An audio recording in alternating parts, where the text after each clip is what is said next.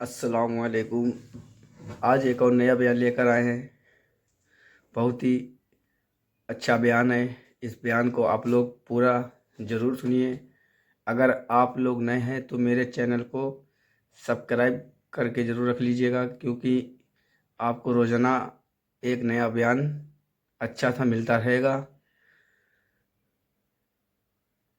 ہر مولانا صاحب کا بیان ڈالتا رہتا ہوں، تو اسی لیے میری ویڈیو اگر اچھی لگے تو لائک اور شیئر ضرور کر دیا کیجیے گا۔ آئیے بیان کو سنتے ہیں۔ بہت ہی پیارا سا بیان ہے، چلیے بیان کو آج سنتے تو ہیں۔ یہ بھی ہوتا پورا ہے ضرور کہ سنیے گا۔ کسی السلام لڑکی سے علیکم۔ پیار کی بات کی، محبت کی بات کی، افیئر کی بات کی، رشتے کی بات کی، اور پھر کا تیرے ساتھ شادی کریں گے، اور پھر شادی کے نام پہ اس کا شباب لوٹ لیا، اس کے ساتھ زنا کر لیا، اس کے ساتھ ساری رنگریلیاں منا لی، سارا کھیل کود کر لیا، اور اس کے بعد کہا اب تیرے ساتھ شادی نہیں کریں گے کیونکہ تو اس قابل نہیں ہے، تیرے اندر یہ عیب ہے، یہ عیب ہے، یہ عیب ہے۔ یاد رکھنا، کسی پہ ظلم کرنے والوں اچھی طرح یاد رکھنا، پہلی بات تو افیئر کرنا جائز نہ تھا، پہلی بات تو ناجائز تعلقات کرنا جائز نہ تھے، پہلی بات تو کسی لڑکی سے دوستی کرنا جائز نہ تھی، اور اگر کی تھی اور وعدہ کیا تھا اللہ اکبر تو زنا اور اس کے ساتھ تنہائیاں جائز نہ تھی۔ اللہ اکبر، اب اس کا شباب لوٹ کر، اس میں عیب نکال کر، اس کو چھوڑ کر ایسے بھاگتے ہو جیسے پھولوں کا رس چوس کر کے بھورا بھاگ جاتا ہے، دوبارہ ادھر کا رخ نہیں کرتا۔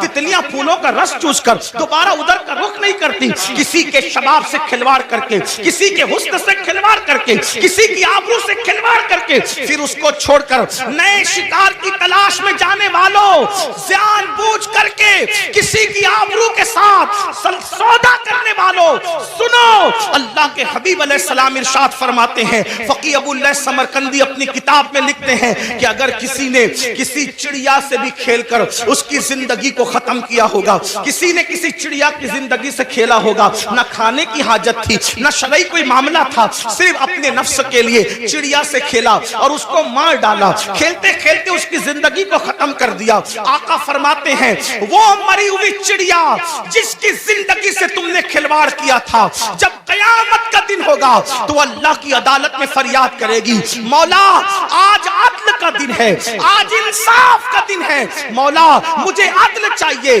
اس شخص نے میری زندگی سے کھلواڑ کیا تھا۔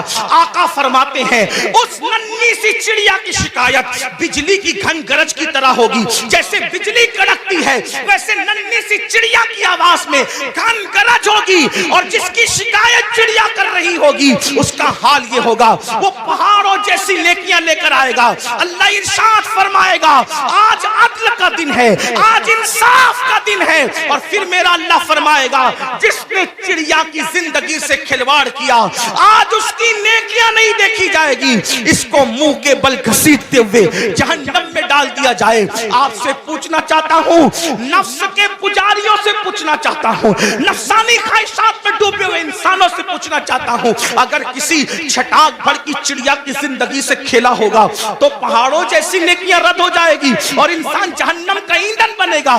جس نے لڑکیوں کی زندگی سے کھیلا ہوگا، آبرو سے کھیلا ہوگا، اس کا انجام کیا ہوگا؟ اللہ کے بندو، یہ دنیا ہی سب کچھ نہیں ہے، یہ دنیا کی رنگریلیاں ہی سب کچھ نہیں ہے، یہ دنیا کے مزے اور مستی سب کچھ نہیں ہے، یہ دنیا کا عیش و آرام سب کچھ نہیں ہے۔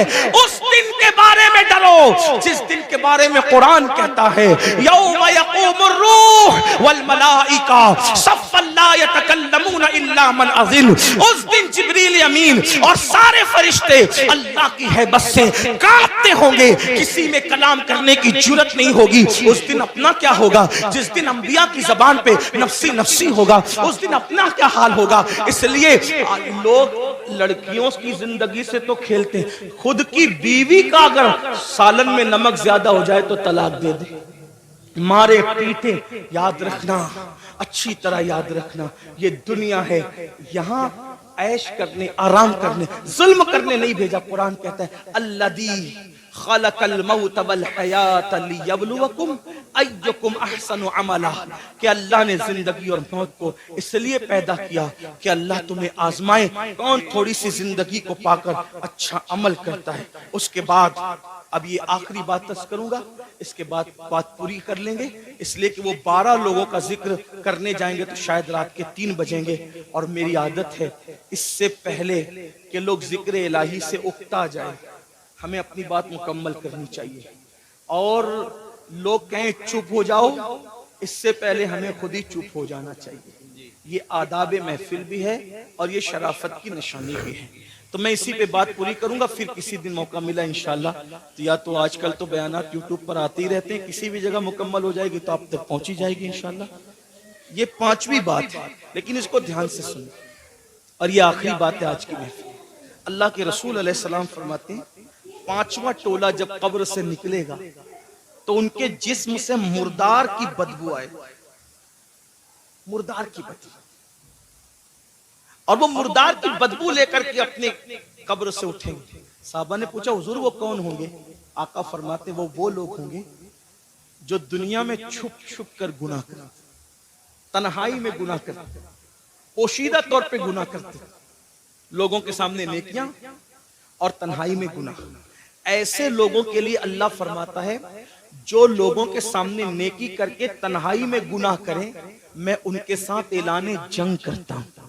اور دوسری حدیث میں آتا ہے کہ حباء منصورہ کی تفسیر کرتے ہوئے اللہ کے رسول نے خود فرمایا، آقا فرماتے ہیں صحابہ نے پوچھا حضور یہ حباء منصورہ کا مطلب کیا ہے کہ اللہ ان کی نیکیوں کو ذرے کی طرح بکھیر دے گا؟ تو آقا فرماتے ہیں جو تنہائیوں میں گناہ کرتے تھے اللہ ان کی نیکیوں کو ایسے بکھیر دے گا جیسے روزون کے ذرات ہوتے ہیں جو صرف دھوپ میں نظر آتے ہیں، اتنے باریک کر دے گا اللہ، یعنی اتنی بے وقت ہو جائے گی ان کی نیکیاں کہ اللہ تعالیٰ ان کے ذرے ذرے کر دے گا، ان کی نیکی کوئی کام کی نہیں ہوگی، اور اللہ پاک ان کی نیکیوں کو رد فرمائے گا۔ وَالْعَاقِبَةُ لِلْمُتَّقِينَ، آخرت تو متقیوں کے لیے ہے۔ اس سلسلے میں حضرت زید ایک بات بیان کرتے ہیں، فرماتے ہیں میں قبرستان گیا، جب قبرستان پہنچا تو ایک درخت کو ٹیک لگا کر میں بیٹھ گیا، اس لیے کہ میں چاہتا تھا کہ قبروں کو دیکھ کر کے عبرت حاصل کروں۔